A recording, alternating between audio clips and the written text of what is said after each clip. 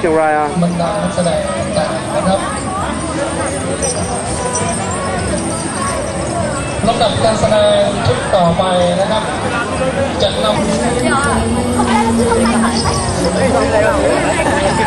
คือสถานการณ์นะครับในอดีตที่เราจำลองมาชายโลกเราใช้การล่าสัตว์นะครับไปหาที่เพื่อทำการเพาะปลูกนะครับก็จะมาเชื้อเชิญ